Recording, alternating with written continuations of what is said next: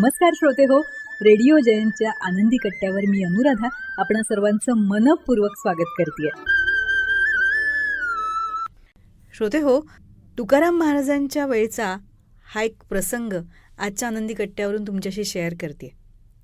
एकदा काही लोक तुकाराम महाराजांकडे आले आणि त्यांना म्हणाले, महाराज तुम्ही नेहमी देवाची भक्ती करायला सांगता आणि माणसाची सेवा करायला सांगता, पण आम्हाला सांगा, आधी माणसाची सेवा करायची की देवाची भक्ती?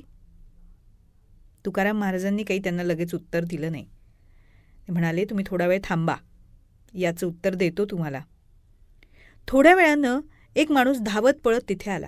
तो खूप घाबरलेला दिसत होता आणि मदतीसाठी याचना करत होता.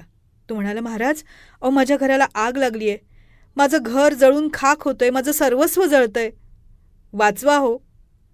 त्या क्षणी तुकाराम महाराजांनी जमलेल्या लोकांना विचारलं, सांगा आता आपण आधी काय केलं पाहिजे? या माणसाच्या घरात लागलेली आग विझवायची की मंदिरात जाऊन देवाची पूजा करायची?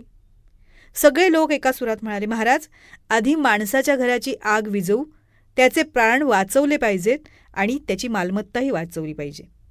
महाराज म्हणाले, अहो हेच तर माझं उत्तर आहे. संकटात सापडलेल्या माणसाला मदत करणं, त्याची सेवा करणं, हीच खरी परमेश्वराची भक्ती आहे. कारण प्रत्येक माणसामध्ये देव आहे, प्रत्येक आत्मा हा परमात्मा आहे.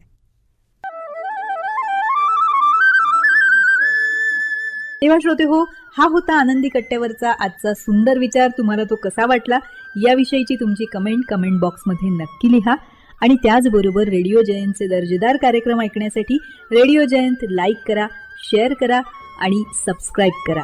रेडिओ जयंतचं सबस्क्रिप्शन फ्री आहे. आणि त्याचबरोबर नोटिफिकेशनसाठी बेल आयकॉनवर क्लिक करायला सुद्धा विसरू नका.